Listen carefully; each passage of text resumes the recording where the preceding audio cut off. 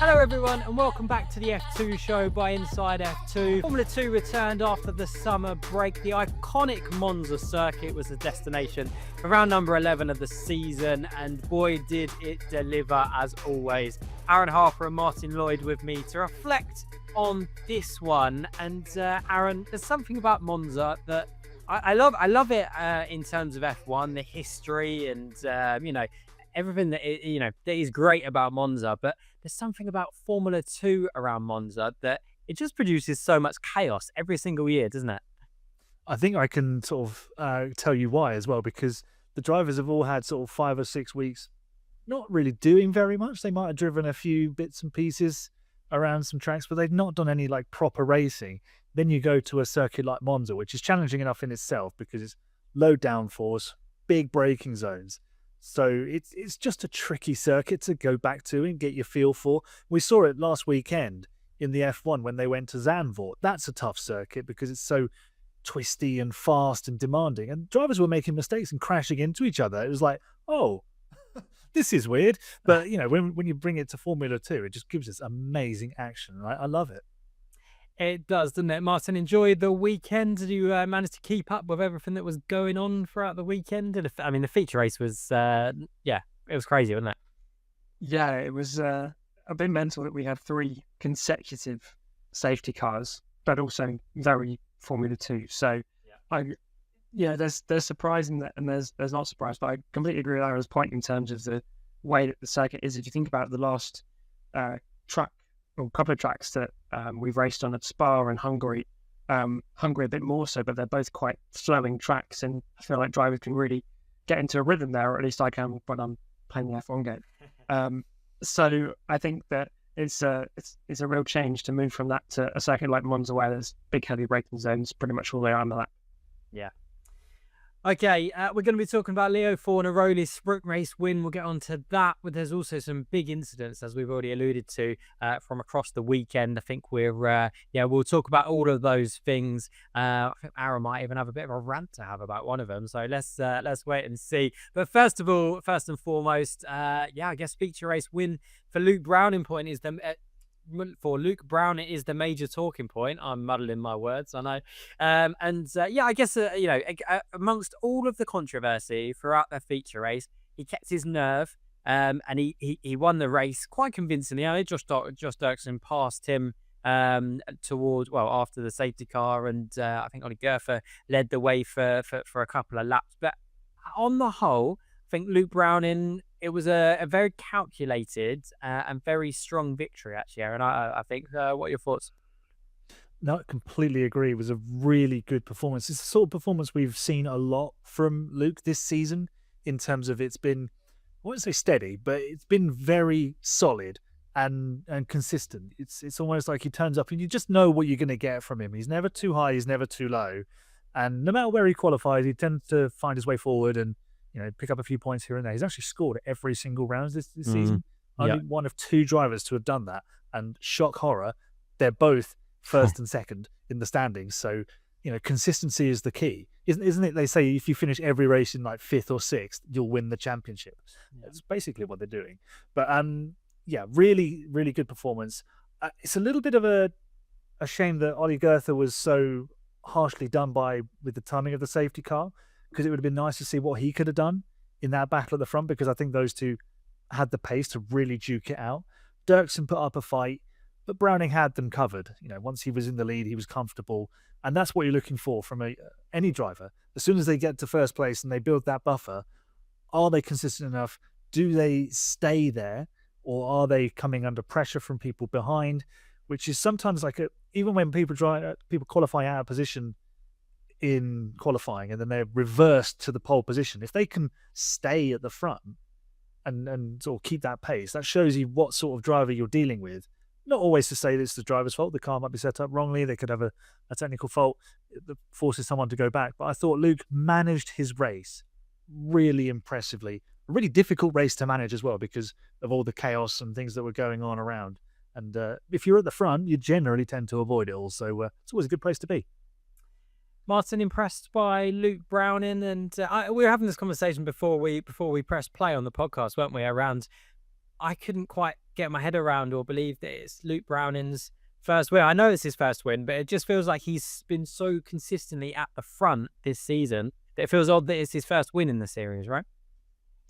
Absolutely. I think it's been very impressive. I think we kind of knew what was coming from Luke Browning going into the season in terms of we had a very capable driver on our hands. But I remember being in the press conferences, especially towards the start of the season, and Luke seemed to be there pretty much every time, never in first place, but always in second or third, whether that be qualifying or a sprint race or a feature race, and picking up those points. This is the first time that he's really come to the fore in this second half of the season, this business end, as well. He's the big challenger to the Fornaroli, who's been threatening to streak away at the top. But there was something that I was really impressed with Luke, and that was, as we say, the manner of his win. He calmly passed Dirksen. He had the pace to set at the front of for the whole race. He was at the front at first from qualifying, and it's very different to what we've seen in my opinion, were his two standout drives this season so far at Silverstone and Spa in the feature races, when qualified 12th on both occasions, came through to finish third with the high-tech's incredible pace in the wet that they probably won't be able to call upon again after this point.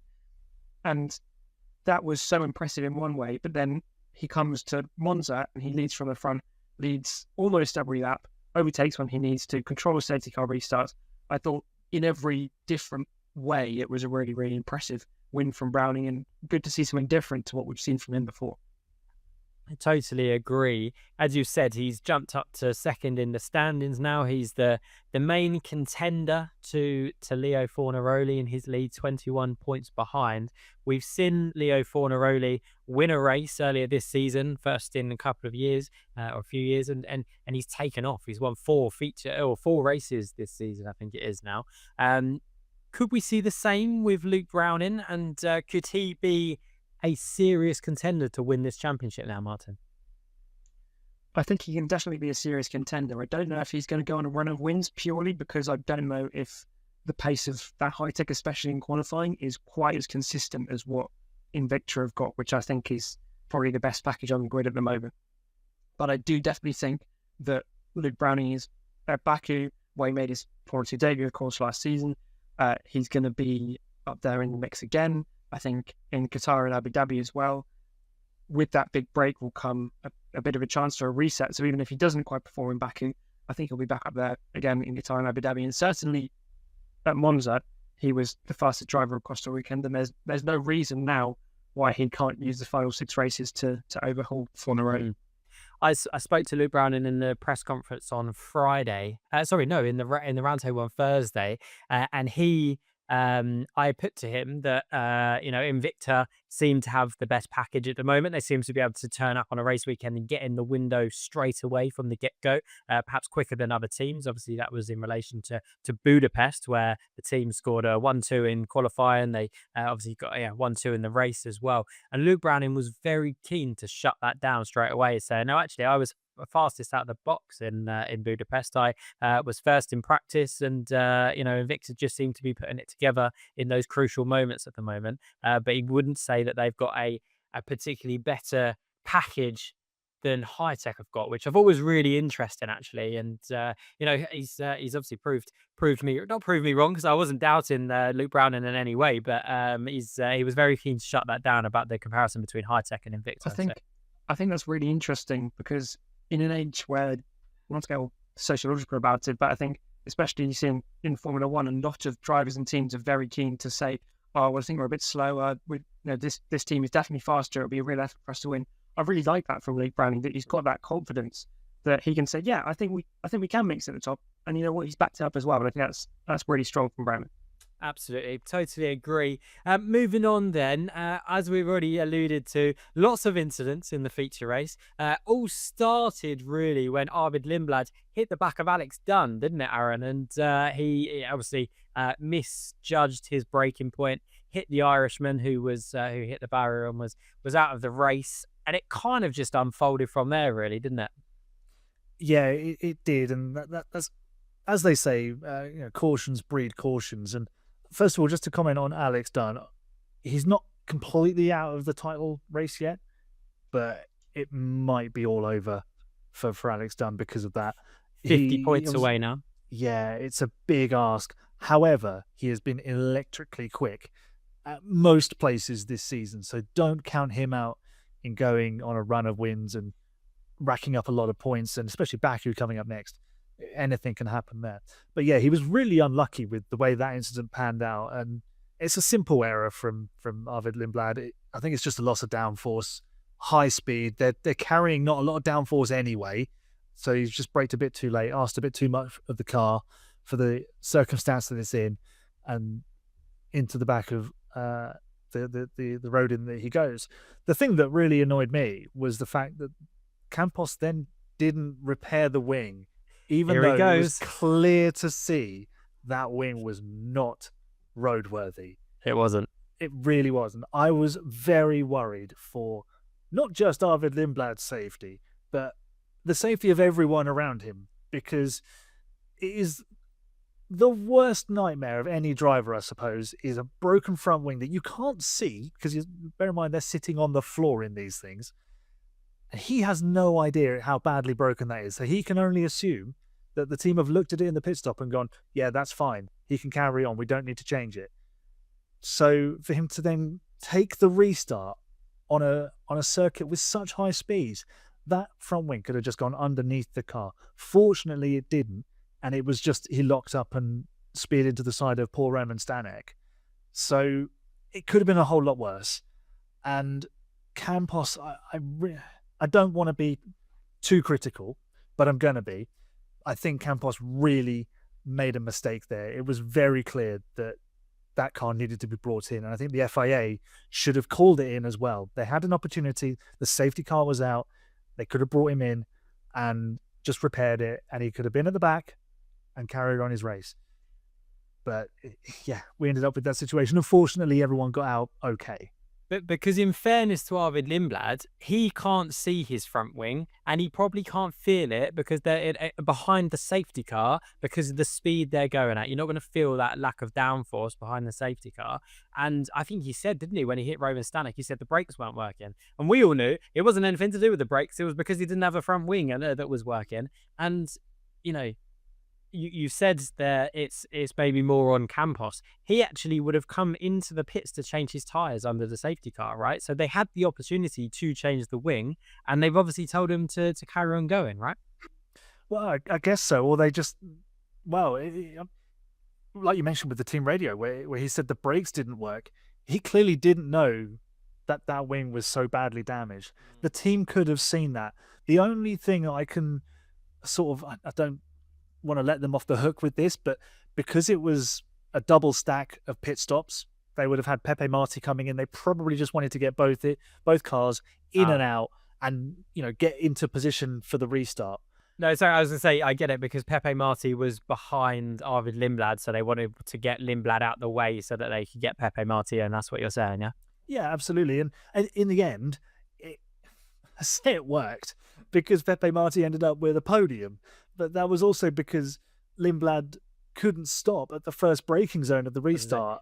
He took a few people out with him. I mean, the Gabriele Mini spinning, and that contributed to Pepe Marti getting a podium, right? So yeah, it's one of those crazy circumstances where, if they take Lindblad out of that train, does Marti get the podium? Maybe, maybe not. We'll never know.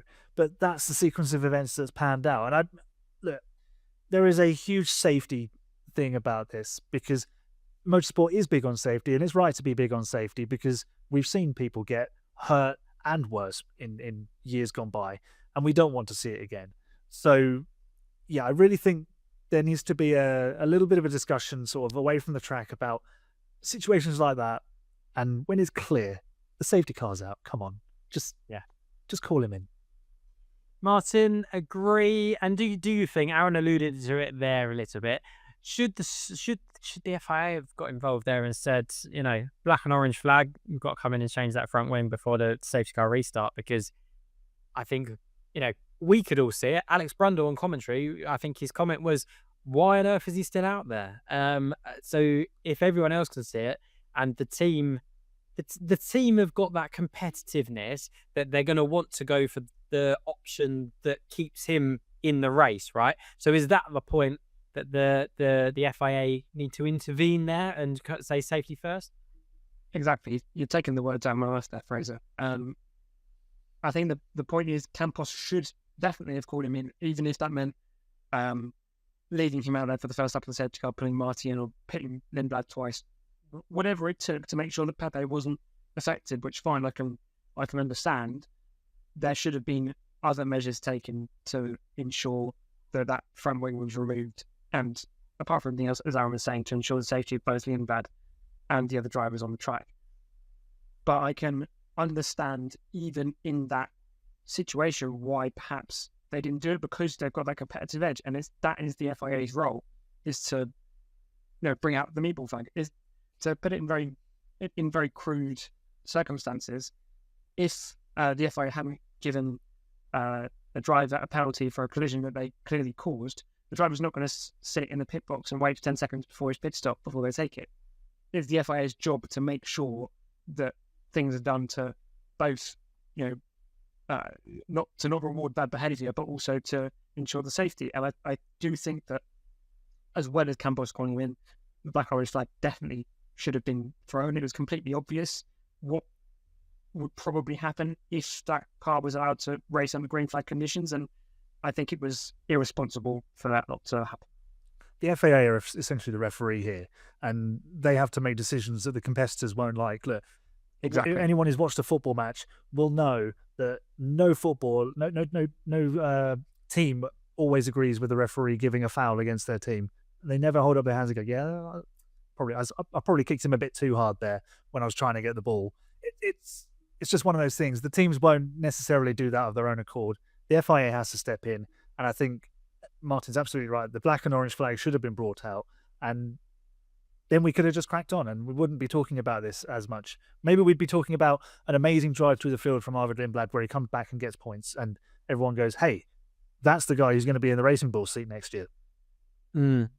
I think Martin actually called it the meatball flag, Aaron, so rather than the black and orange flag. So I love the meatball flag. Anyway, that obviously led to Sami Megatunif's incident behind the safety, or not behind the safety car. That was at the safety car restart.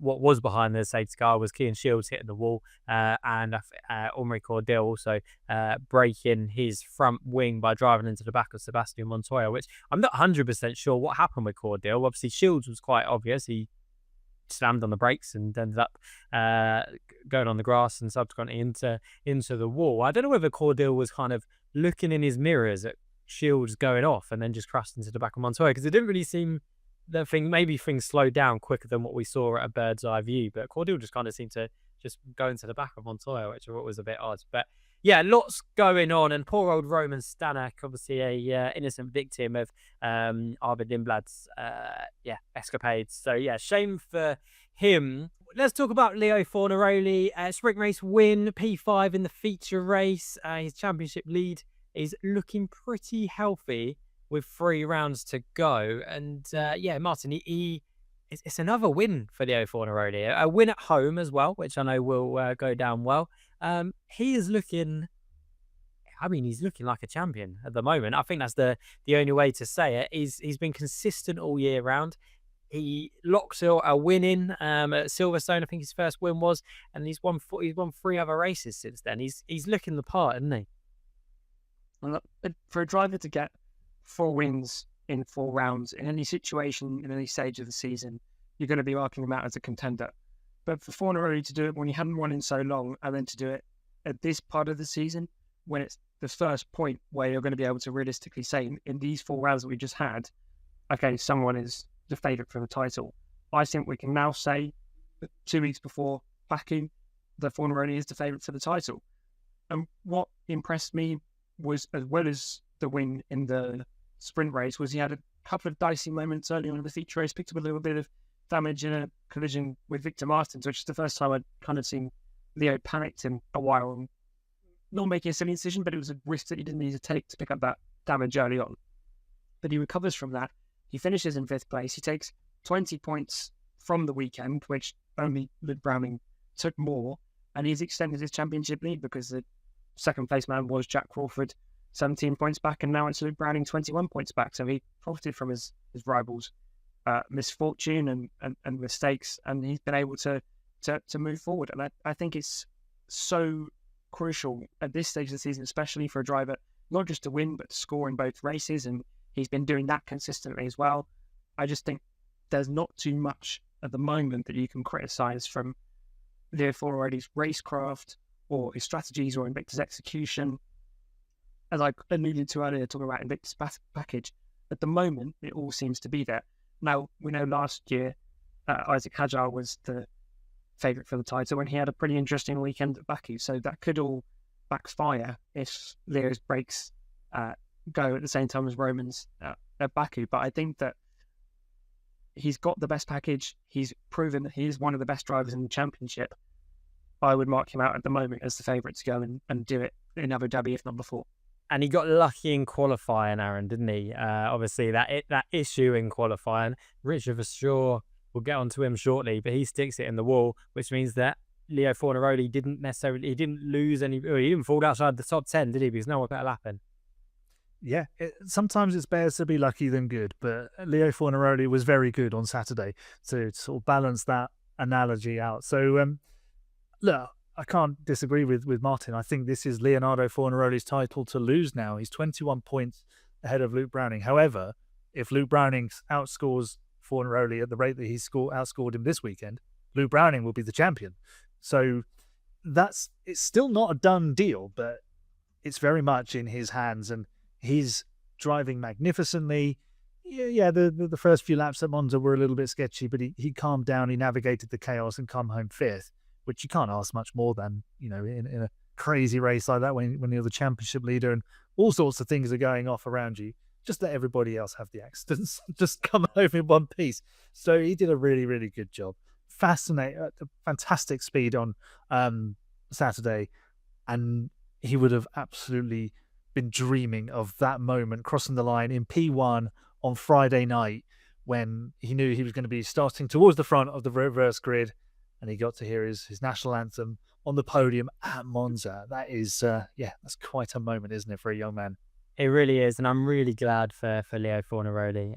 We obviously had him on the podcast earlier on in the season. Lovely guy, and absolutely deserves that home win in front of the Tifosi as an Italian. I do wonder whether that incident on Friday in qualifying, where he could have lost a lot of positions, that's almost a bit of a warning to not only to him but to everyone, isn't it? If all it takes is one bad qualifying session and you're outside the top 10, maybe even in the below 15th and below, and it is that's really difficult to score points from that weekend, as we've seen really with Richard Verschoor on a couple of occasions. We've seen with Jack Crawford as well. It's really difficult to score points if qualifying doesn't work, and if that is the case, he doesn't qualify well, then the title is wide open, because you guarantee that one of Browning, Verschoor, Crawford, Dunn is at the front to capitalise on that. So really, really interesting,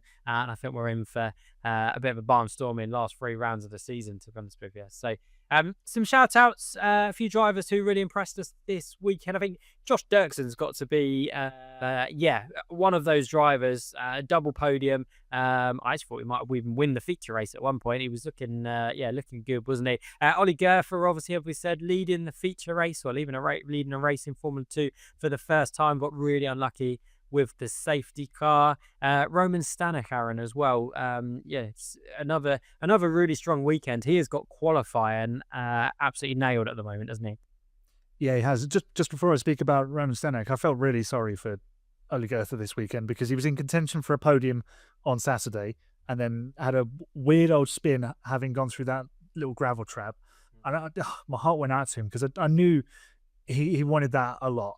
He's had a difficult season. I knew he would have really wanted that. And then the timing of the safety car, when he was probably going to be in the lead. I don't know how many unlucky bridges he's walked under or whatever. It's just not going his way, bless him.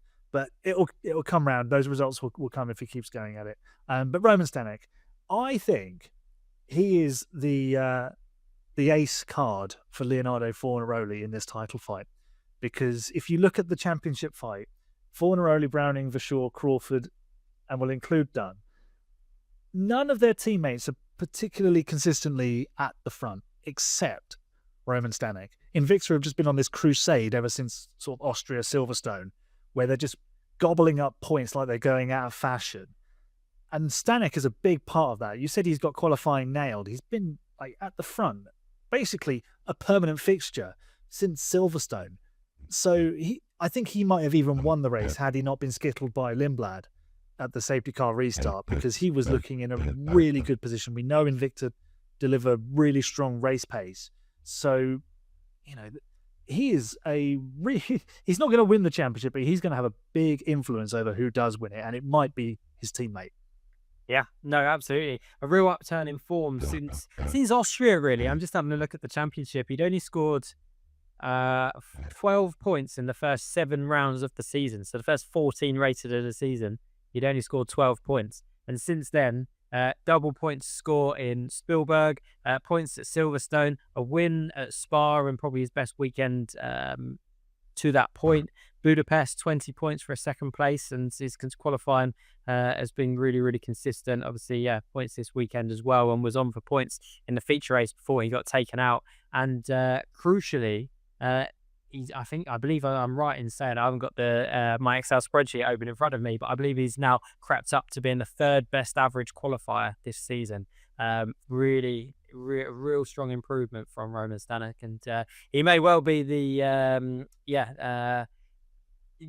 I think he's the most improved driver, I'd say, from last season to this season. I think that's fair to say, and he may well be, as you say, Aaron, the special ingredient that Leo Fornaroli has up his sleeve. So, Martin, quick word on Josh Dirksen, and I think you want to shout out Sebastian Montoya and Rafa Villagomez, who was running up in 3rd for a podium until the last few laps of the feature race. Yeah, Josh Dirksen, especially, only the 3rd driver this season to take podiums in both races, and it's been a really weird season for Josh. Yeah, because in some weekends, such as at Melbourne, he won the sprint race, he got a podium in Austria, and he scored points. But then on many, many other weekends, AIX have been absolutely nowhere, and so it's been very strange where he's either at the front or at the back, and there kind of seems to be very little in between. But this weekend, Josh was able to put it all together. He looked extremely fast in both races. As we said earlier, led for a little while in the feature race. And I just thought it was a really accomplished weekend.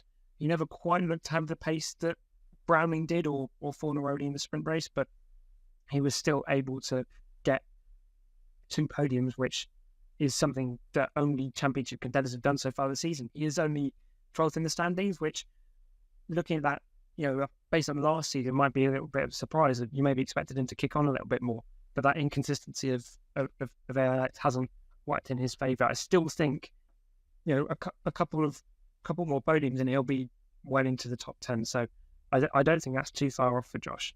And then in terms of Sebastian Montoya, qualified down in 21st, I don't think he was able to get a lap in, correct me if I'm wrong, in qualifying.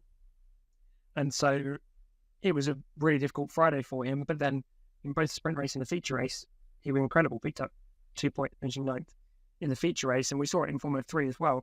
When Sebastian Montoya has a really difficult qualifying session and qualifies near the back, his charging through the field is really second to none in terms of any driver, in terms of going through those cars that are between 10th and 20th or 10th and 30th in Formula 3.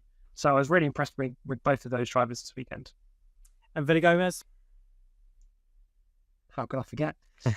He was superb. I thought he was really unlucky to miss out on that podium. He almost snatched it. I think it was 800s or something from Pepe Marti in the feature race, where Pepe was kind of mirroring what happened to Arvid's front wing earlier on. He was just about to keep going. He was slightly scared seeing it scraping on the ground on the back straight heading into Parabolica. And Rafa couldn't quite nab that spot back. But I thought for a driver who's had a bit of a difficult season, but there's been some bright spots, like that podium in Barcelona, I thought it was really impressive for him to defend as well as he did from someone as accomplished as Pepe Marti. And I think he was unlucky to miss out on that 4th place, but it was a really good weekend for Vanilla Sport overall. And I think Rafa would be really, really pleased with that.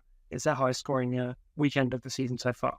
It is, and it's the 5th time Rafa Villagomez has scored points this season, which you can say 2 or 3 times is maybe, capitalizing on crazy races, but 5 times is starting to become consistent now, isn't it? Only 2 points. He's level on points with Ollie Gerfer, and I think we all rate Ollie Gerfer reasonably highly. And he's only 2 points behind Ratomo Miata and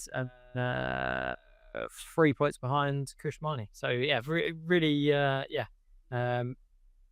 good result for Rafael Villagomez for sure. And his teammate Aaron John Bennett, he gets his first point of the season as well. I'm sure VAR would have very much enjoyed Sunday. Yeah, they really did. I think because I spoke to both the VAR drivers and they said they'd been having some struggles in getting the car in the window for practice. So they were always playing catch up. And they seem to be making a bit more progress in that vein. I think there's still a little bit more that they can do to hit the ground running on a Friday, but they are starting to get on top of it because their race pace is clearly better. Both drivers went forward in both races. And obviously John Bennett, he picked off an ailing Jack Crawford at the end. He was struggling with engine issues the entire weekend, bless him, really denting his championship challenge. But John was on hand to scoop up the pieces, and that's what you've got to do. He took his opportunity. He got that first point, so he'll be delighted with that. So well done to him. Yeah, absolutely. We actually heard from John Bennett summarising his weekend. So yeah, let's hear from John Bennett now. Yeah, Monza was a good step forward for the team. We started with the car in a good window. But yeah, I didn't really deliver on the one lap we ended up getting for qualifying. The 3 red flags really hurt us, but as I'm always learning in F2, you never know if you're going to get another lap. So yeah, it's all just about delivering with what you have. The races were a really good step forward though. We had strong pace and we were able to manage the tyres well. In the feature, we ended up losing around 15 seconds in the pits due to double stacking, but we still ended up getting back in the points, which is a really good feeling to finally achieve again. So yeah, nice to take that one off, and definitely a lot of potential for Baku. So that's what John Bennett had to say about his weekend. And yeah, big congratulations to him for scoring his first point of the season. A couple of drivers, Aaron, you just mentioned Jack Crawford. A difficult weekend for Richard Verschoor. Obviously, that crash in qualifying kind of ruined his weekend. He was up in second in qualifying when he had that accident and had that lap time deleted. Jack Crawford, you've already mentioned, he had those engine issues by the sounds of it. And his teammate Kushmani, great qualifying on Friday, but wasn't able to capitalise in either event on Saturday or Sunday. And actually ended up in the gravel after being pushed onto the gravel by Alex Dunn on Saturday in the sprint race. Difficult weekends for those drivers. Yeah, it was. And I felt a little bit for Kush because he's had a bit of an up and down season. And to put it on the front row and look in reasonable contention for at least a podium, and then to be sort of shoveled into the gravel and it just all unraveled from there. It's kind of the story of this season, sadly. And we know how good Kushmani can be. That's the thing. He can be really, really fast. It's just not gelled with Dams this year, which is a shame. Jack Crawford obviously having those issues on the other side of the garage with the power unit, but Richard Verschoor, it's probably a really big missed opportunity because of what happened in qualifying. He was really pushing. He wanted that pole position, which would have given him the 2 points.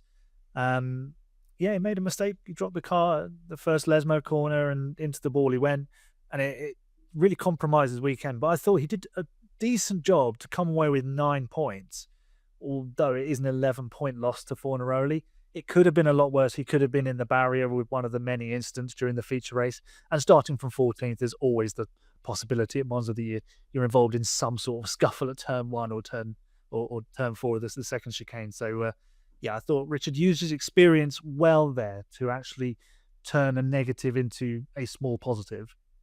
Yeah, for sure. MP will be looking for a better weekend next time out in Baku. Let's take a look at the championship standings before we go then. Leo Fornaroli continues to lead the championship, extending his lead to 21 points, clear of feature race winner Luke Browning. Difficult weekends, as we've just touched on, for Richard Verschoor, Jack Crawford and Alex Dunn. They remain 3rd, 4th and 5th. And the team standings? Invicta continue to lead the way on 255 points, which is a big point haul compared to their rivals. High Tech are the big movers from this weekend. They move up to 2nd after a strong weekend for the British team. They move above Campos to 2nd. MP Motorsport and Dams remained locked in a battle, just 4 points separating those two teams, and they ran up the top 5. Okay, that's all we got time for today. We are expecting some changes, some driver changes between now and Baku, so keep your eyes peeled on Inside F2 social media to keep on top of all of the ingoings and outgoings across the grid ahead of that event.